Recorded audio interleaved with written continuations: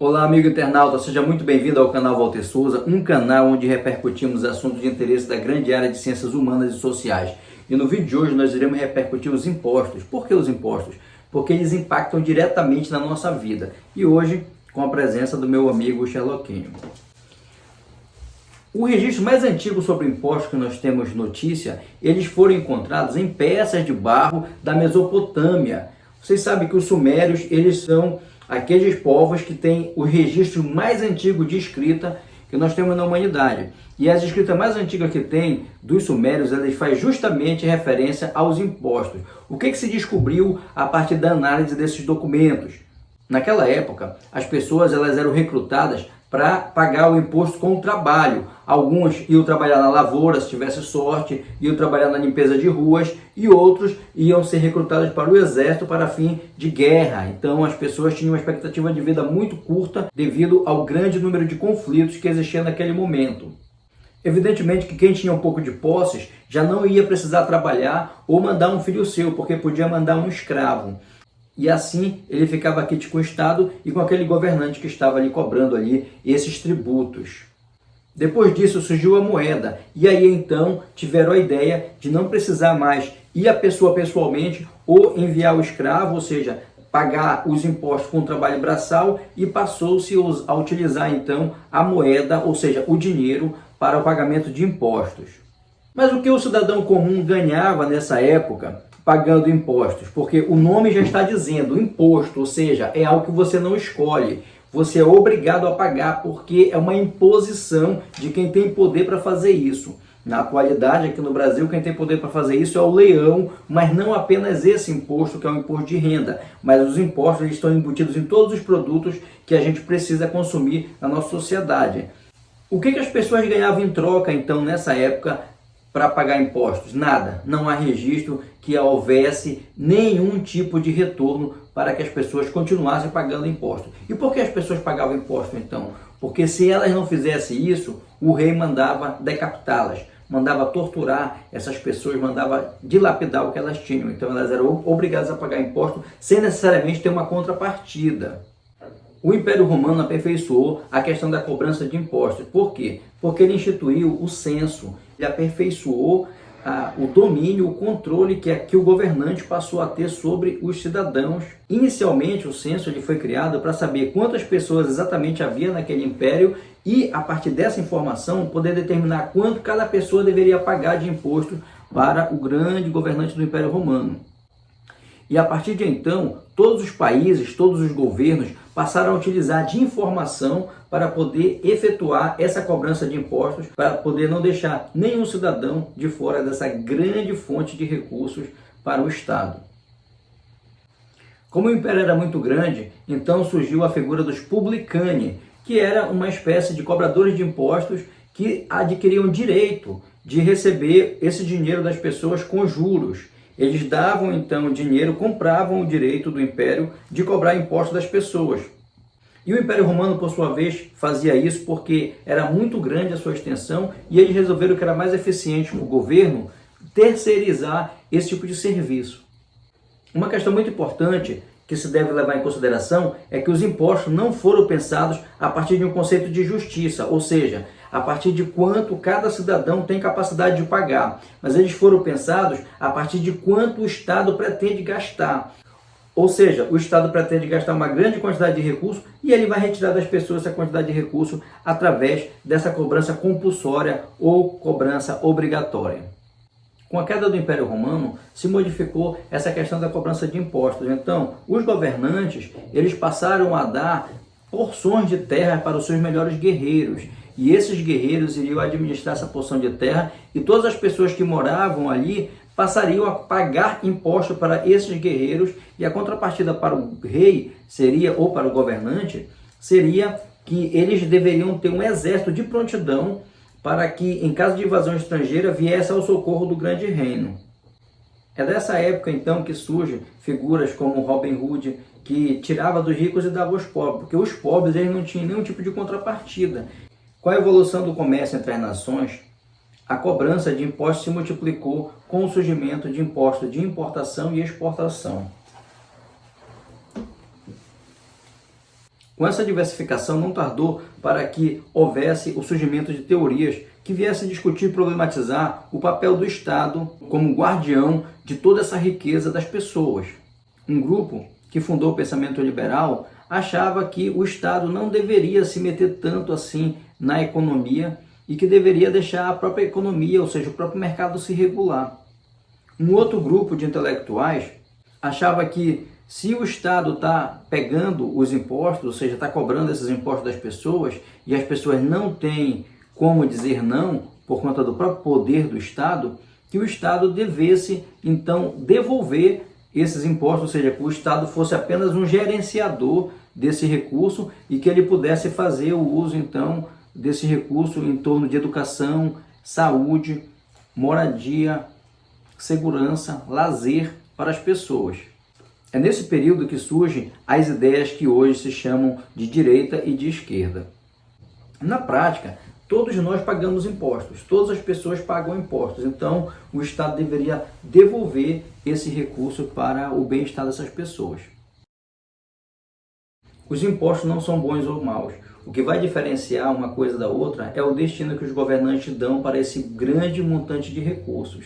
Se a gente for observar, na maioria dos estados, esses recursos eles são utilizados para bancar os privilégios de uma casta da sociedade, a casta dos governantes. Esses governantes podem estar no judiciário, podem estar no executivo, podem estar no legislativo, nos países que têm essa divisão, e pouco ou quase nada em retorno para as pessoas que pagam esses privilégios. No Brasil, há um distanciamento desse debate. As pessoas não costumam debater sobre os destinos do dinheiro que é retirado nos impostos. Na verdade, não há sequer uma concepção de que o Estado ele apenas está ali para gerenciar esse dinheiro. Qualquer coisa que as pessoas recebem em troca, em termos de saúde, educação, algumas pessoas acham até como se fosse um favor que o Estado estivesse prestando para ela, quando na verdade é uma obrigação que não está sendo feita, ou quando na verdade é um direito que o cidadão tem de estar recebendo esse retorno, mas o Estado dá muito pouco porque as pessoas não são acostumadas a exercer a sua cidadania.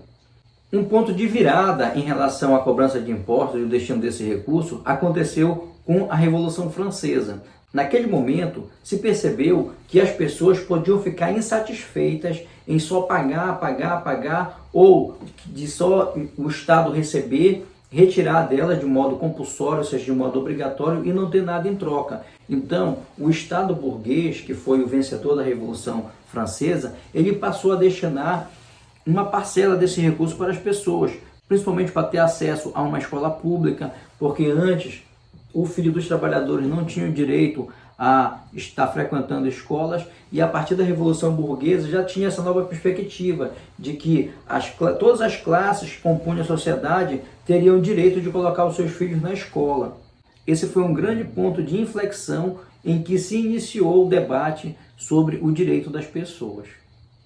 Mais adiante, no início do século XX, teve também a Revolução Russa, em que se criou a União das Repúblicas Socialistas Soviéticas, e depois da Segunda Guerra Mundial teve toda aquela divisão ali geopolítica em que o mundo passou a ser bipolar, em que um lado, que era o lado da União Soviética, queria tomar conta de vários países ali, formando um grande bloco. Alguns dos países da União Soviética realmente conseguiu invadir e anexar ali as suas repúblicas soviéticas, e do outro lado você tinha os Estados Unidos, que tinha jogado as bombas nucleares no Japão e tinha se consolidado como uma grande força armamentista, se contrapondo então à outra força bélica, que era a força soviética, que havia no campo de batalha derrotado o exército do Hitler. Então, dessa bipolarização surgiu a Guerra Fria, em que de um lado você tinha a União Soviética e do outro lado você tinha os Estados Unidos lutando ali ideologicamente para impor um sistema econômico no mundo. Então nós temos ali o sistema capitalista defendido pelos Estados Unidos e o sistema comunista defendido na época lá pela União Soviética. O que se pode tirar desses dois campos de debate que surgiram a partir da Guerra Fria é que esses dois campos defendem caminhos diferentes para a instituição do Estado. Mas uma coisa é certa, eles não vão deixar de cobrar impostos das pessoas, porque todo Estado, independente do sistema econômico que ele está defendendo, ele vai sempre cobrar das pessoas o imposto. Cabe então ao cidadão ter consciência disso, saber que está sendo tirado o recurso dele à força e ele precisa exercer a cidadania e dizer onde ele quer que esse recurso seja gasto. Então é por isso que se esvazia esse tipo de debate, que não se coloca claramente isso para as pessoas, porque as pessoas, se elas realmente tivessem clareza disso, elas iam reivindicar mais, elas iam exercer mais a sua cidadania, elas não iam aceitar um posto de saúde caindo aos pedaços, elas não iam aceitar um sistema educacional deficiente para os seus filhos, ela não ia aceitar que não houvesse recursos para a moradia, elas não iam aceitar que não houvesse segurança para as pessoas que são menos assistidas. Assim, o serviço público ele é uma obrigação do Estado e ele é um direito do cidadão. Ele é uma obrigação do Estado porque o Estado toma o dinheiro do cidadão, do contribuinte, através dos impostos. E ele é um direito do cidadão porque sem o dinheiro do contribuinte, sem o dinheiro do cidadão, o Estado não teria recurso para movimentar suas obras, para movimentar suas ações. Portanto, quando tem um serviço público, não é favor do Estado, mas obrigação. E o cidadão consciente que exerce a sua cidadania vai cobrar para que esse serviço seja de excelência e não um serviço precarizado. Até porque essa questão da pobreza e da riqueza, ela também é uma questão construída ao longo do tempo por conta dos sistemas econômicos que são colocados em prática no mundo. Riqueza e pobreza são conceitos que descreve uma situação real das pessoas que estão vivendo ali em qualquer época da humanidade. Riqueza e pobreza não são naturais, mas nós que naturalizamos essa condição. E a única maneira de mudar uma situação desigual é se as pessoas tiverem condições de fazer uma reflexão e compreender que tudo gira em torno dos impostos, tudo gira em torno do econômico.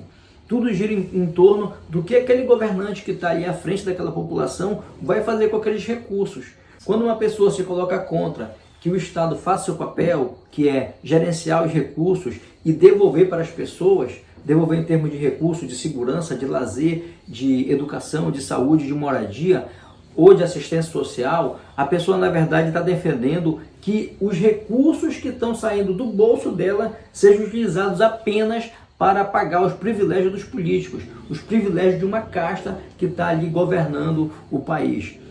Nós temos aí então na sociedade uma casta de pessoas que gerencia esses recursos e como as pessoas, os cidadãos, a maioria das pessoas que paga não tem sequer consciência disso, não tem sequer conhecimento de como que esses recursos eles são utilizados, e que ela tem direito de exigir aquilo e que ela pode inclusive trocar o governante que não está atendendo a sua expectativa, que não está atendendo ao seu direito. Essas pessoas, elas acabam tendo esse debate esvaziado e aí é muito fácil para que as pessoas que estão gerenciando o recurso, elas possam fazer o que bem entende, não atendendo então às necessidades dos cidadãos.